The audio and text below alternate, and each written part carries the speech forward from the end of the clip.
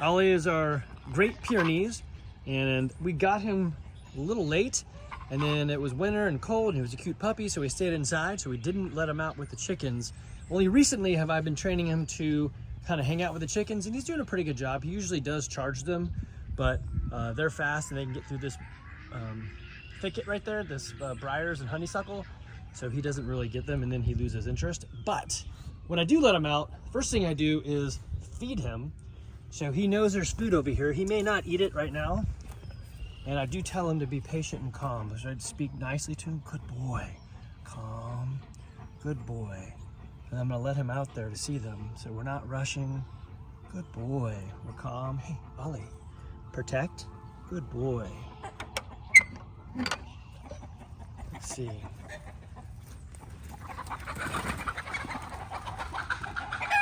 Yep, so he still does the dog thing and charges him. I think he could have gone a little faster there and caught one, but he didn't. Anyway, so got his food, and I'm gonna leave it over here for him, so if he does get hungry, he knows that he can come eat rather than chasing something down. So this is another weird thing about dogs that you're just gonna have to get used to, is he wants to roll in bird crap, and he wants to, you know, find the grossest. We have 3 ducks, and he wants to find the gross duck water that they've crapped in for the last, I don't know, it's been raining here for 2 or 3 days, and he wants to drink from it. So I will fill up the duck ponds, which are really just little baby pools. I only have 3 ducks now, so I only fill up the 1. And every day they get fresh water, but Ollie will come out here with me. Yeah, they already messed it up. But he'll come out here with me and drink from the poop water rather than water that I put out for him. So whatever, that's what dogs like to do. I'm fine with it, he's fine with it. Dogs have lived for a long time doing what dogs do. So he does like to go to where the chickens hang out, but so far he hasn't killed any. And Great Pyrenees are very big, and I think he would be awesome in a fight against a couple of coyotes, but he's not really like quick. So we have a, yeah, there he goes, drinking from the poop water. Goes, yummy daddy, this is so awesome. And then later on, can I lick your face? So he is a mixture of a Livestock Guardian dog and a house dog. So we'll clean him up, bring him back inside. He will eat poop, chicken or duck poop. And again, you just have to be okay with that. So having a guardian dog has decreased the coyote attacks we've gotten. I think, well, one, him just being out here, and he's not out here a lot, but when he does come out, he's spraying and dropping hair, and so his smell is everywhere. So I'm guessing in the world of dogs, they know how to talk to each other and say, hey, you should probably avoid this area, I'm big and nasty. On to the chickens. So it is February in Georgia, and I do a free range stock of chicken that just get to be out here and do whatever they want, and they get to breed however they want. So I don't know like what breeds they are anymore. I know they've got particular breeds when I got them from Tractor Supply or friends who drop off roosters. This big white chicken is a meat bird I got from a friend. I had 6 of them, 5 died to predators, and there's one more white guy over there with some speckles. Usually all of the non-black or super dark chickens get picked off by predators, whether they're the hawks or the coyotes. So you see most of our chickens are black, which my thought is they look like coyotes. I'm sorry, they look like crows. So they live longer. Anyway, so like chickens for beginners type environment, you do not have to do all the stuff that I've done. You could literally just go get a big doghouse like this, or this is a chicken coop, but you can get one of these. Maybe it's $1,000. I'll tell you what I would do to begin with this, but you could get this guy, put 2 chickens in it, and they would be happy. They would be fine. They're gonna give you, during the summer, they'll give you 2 eggs a day. In the winter, they'll probably give you an egg every other day, and you are going to be happy. You're gonna have food, you're gonna have chicken or eggs. You can even, with this amount of space, deep mulch it, which means you just keep throwing in chips. You never actually have to clean it out. And as long as you keep it kind of fresh, it will stir up on its own and decompose and all that. Now, I have about 20 chickens still, and they all roost in this at night. If you put 20 chickens in this guy, they would be diseased, and you would have a rough time keeping them alive. Now, I think the only reason this works for me is they're only in here at night, and so there's not that much poop or anything in there.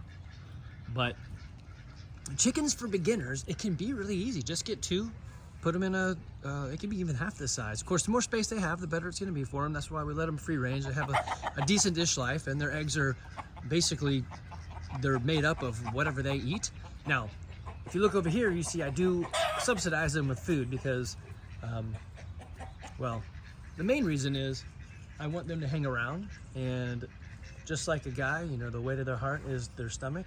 So if I feed them, they will stay around. I've got 3 ducks kind of hiding over there, and I don't clip their wings. They could fly away, but ducks will eat themselves out of flying. So I don't know if they actually know how to fly. When they flap, it's usually just to run fast. Anyway, what would I do for a coop? First thing I would do, if you notice what I got down here are bricks lining the bottom. I probably would have done 2 stacks of bricks, or maybe something a little bit taller, like that would be a stack and a half or 2 of bricks, to get it off the ground. So obviously wood is going to rot the more moist it is. So getting it off the ground would be important. I did run, or I did put siding on it. So this is just some pressure treated plywood that I then painted with leftover paint from our house to give it a little bit more protection from water and rain and wind and just everything else that would come with it. So a little stronger and stability. So the wood that was used to make this isn't awesome, and I guess in retrospect maybe buying one that had a bit more pressure treated wood would have been wise, or putting some supports around the base and along the, you know, going around the bottom and then up and down to give it some more rigidity would be wise.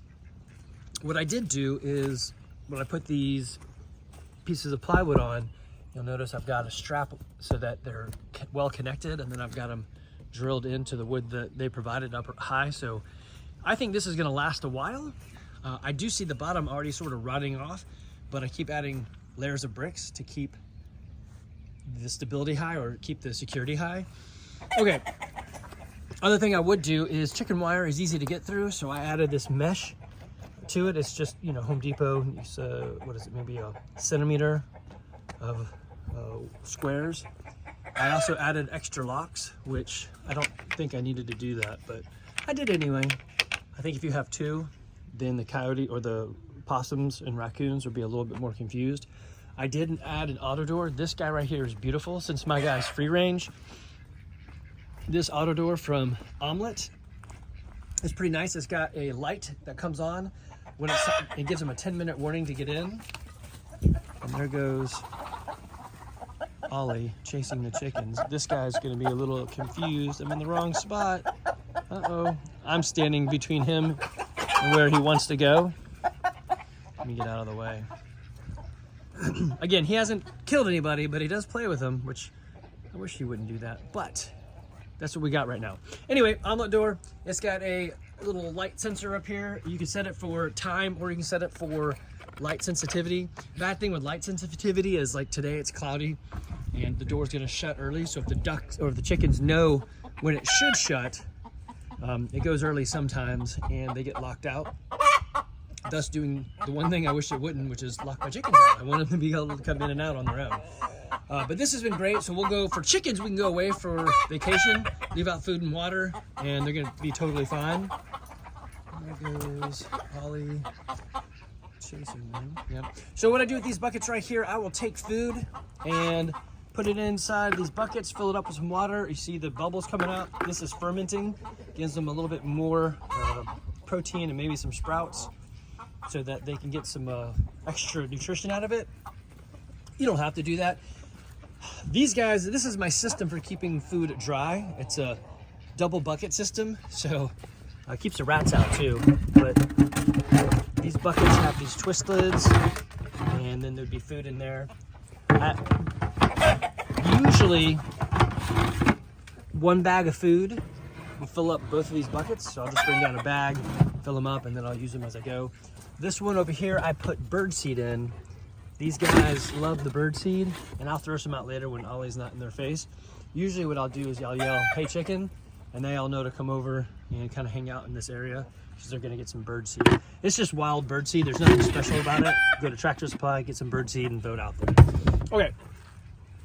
If you want to have chickens, the easiest thing to do is just get 2 chickens, put them in here. If you get them from Tractor Supply, even if you buy a straight run, which is, hey, I don't know, just give me some chickens, or you buy ones that have been sexed, which should be all female, you're gonna find out that you're gonna get males in there no matter what. It's just hard for them to do their job correctly, I guess. And the sex organs for chickens are on the inside, so it's a little bit harder to tell what's a male and female until they get older. Like that guy right there is male. He's got a bigger comb, and he's, you know, crowing or cockle-doing or whatever, so he's male. And I've honed these guys down. Typically you should have 1 male for every 10 hens. Otherwise, if you see this white one right here, you can see her back. I recently got rid of a bunch of, not got rid of, I harvested and then created food out of them. But you can see that on her back. The male chickens will ride them and pull out feathers. And then, you know, they've got pinions on their, you know, toenails, and so they grip. And they also use their beak to grab onto the hair on or feathers on the back of their head. Like you can see her feathers are gone. She's getting much better. So I had way too many roosters, and I've culled them down. My family does not like to eat wild chicken because since they're out here doing whatever they want to do, their meat gets kind of tough. So they don't like it. I got a chicken who came all the way down here. Let's see what he's doing. Hear him crowing. So they have a lot of space they can run around in. We're fortunate to butt up against a bunch of property that nobody's really using. So we take advantage of that. Again, if I feed them, they come back. If I don't feed them, then they're going to probably spread out and find greener pastures, as the case may be. Anyway, other thing that I have done, chickens for beginners. What should you do? Well, what I wouldn't do is this: build your own coop. Just go buy somebody else's coop. That's so much easier. But during that time when everyone stayed home for 2 weeks to flatten a curve of some sort, my kids and I built a really nice coop. It is so nice that it's overly nice, and it's too nice. So it's now become the chicken sanctuary, or the chick sanctuary. So we will hatch our own eggs and then let them live in here for a while.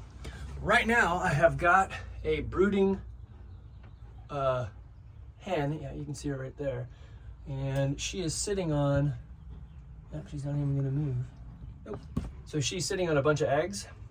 So she's got this place all to herself. She's got food, she's got water. She's eating this down pretty good.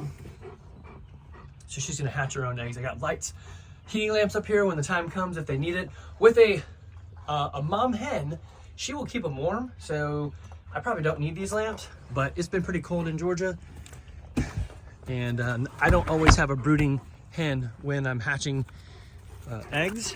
I've got a Brinza incubator, which you can watch some other videos that I've done on that. Most of them are shorts, but there's some long format ones to talk about what's going on. This used to be our garden. I hate gardening, so it has become another chicken sanctuary with a omelet door on the front. So weirdly, not many of them live in here. Sometimes the hens will choose to be in here to get away from everybody, but they all pretty much go to that other coop and hang out. So they're, you know, birds are a social being. They like to flock together. But I have noticed if somebody gets sick, or I mean not sick, I don't know if they're really sick, if somebody's not acting correct, then they do put themselves in these green omelet coops, and then they come out a little bit later, and I guess, I don't know, they're going away to feel better. I don't know, on vacation. But again, if you're doing stuff for beginners, I wouldn't do that. I would just get one coop. All right, so I hatched some eggs through our incubator, put them in that chicken coop that I just showed you, and I brought them over to this other one that I had purchased a while back. And I'm letting these guys grow big while I keep them locked in. This is my first time doing it this way. Usually I would have this auto door right here, just do its normal thing, and they would be able to come out and run around, but the predators pick them off too fast, and I want these guys to actually grow up so we can get more chickens laying. So I'm gonna try to keep them safer. So they've been in here for about 2 weeks, maybe a week. I think they're maybe 2 months old. And I'm training them that this right here is water, which is empty. I gotta change it. That right there is food. And so I put the same thing up high, teaching them, hey, I will put food in here later on. I'm gonna leave it up here. So if they need water or food, it's right there for them. They can come get it. And that this is a great area to lay eggs in. The other coop is, come on, buddy. Thank you, Ollie. The other coop is the exact same coop. I don't know if they would know the difference, but if they get raised in this coop, they will typically stay in this coop. And so I want them to populate it. Now, I know I've got several more being hatched, so I think maybe they'll live in there, or I'll take them all and transplant them in here. It is nice when they have a mom, because the mom will probably teach them, not probably, she does show them where to go. And the little chicks can fit between the fence. So whether it's Ollie who chases them or a coyote or a hawk, they can make a escape pretty quick. Anyway, this system is a bit complicated, but it's come up over time.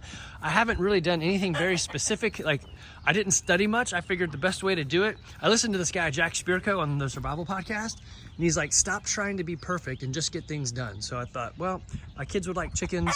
Let's just go get a coop and get some chickens and see what happens. The first chickens, well, this coop used to be in the front yard, which was a bad idea, but it's got some wheels on it and I have a tractor, so we pulled it back here.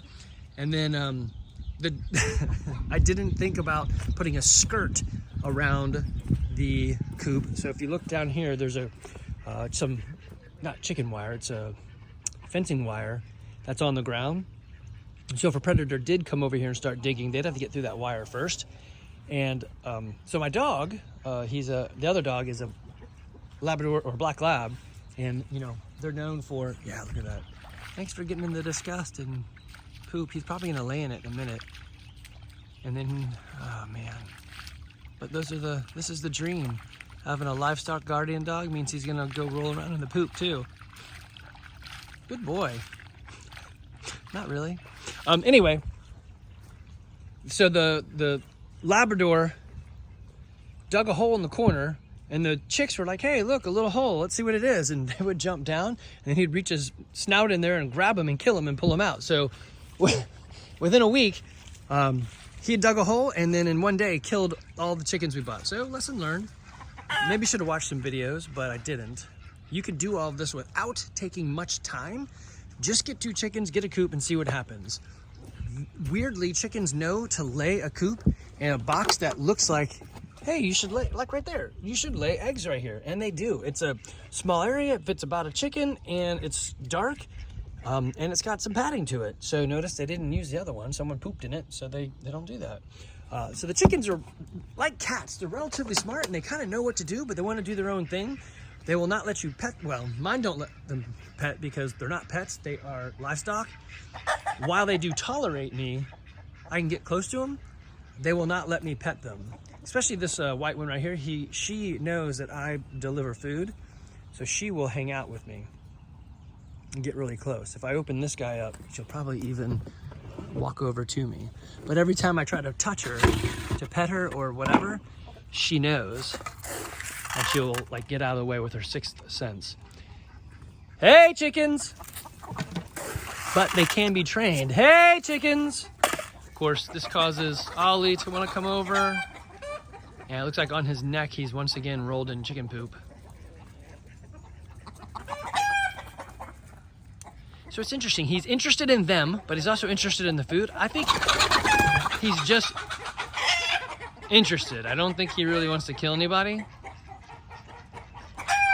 And it is true, the guardian dogs guard the things they love. So at night, he guards me from the other dogs, and he guards me from going to bed, and he guards me from going to the kitchen. He'll just get between me and whatever it is and be like, are you sure you want to go there? because you're a stupid human and I'm a smart dog, and you shouldn't do that. Yeah, he could have bit that chicken right there, but he didn't. So I'll leave him out here for a while by himself. Yeah, not great that he's chasing them, but gets him tired, gets them tired. We do have one cool chicken that a friend gave us. She purchased some interesting chickens. One of them is all black. I forgot the name of it. But I have culled out most of my roosters, and he has been doing his thing, so I'm hoping that his genes will propagate a lot more deeper than the other genes, and I'll get more of these special chickens that are all black, even on the inside. I think I've heard that their organs and their bones are even black. So these are my 3 ducks that have made it for, I've been saying they're all male. I've been saying I'm gonna harvest them since last January, so they're 13 months past their due date. Anyway, chickens for beginners. I did do a video you can go watch. It's got a lot of the insight. Nothing has really changed. I would say keep it easy. Don't do all the crazy hard stuff. Buy food from Tractor Supply. Just get it going and see how it works. And see if you're enjoying the eggs. So if you don't like it, then put gas on this and torch it and burn it down and be like, yeah, I tried it, I'm done.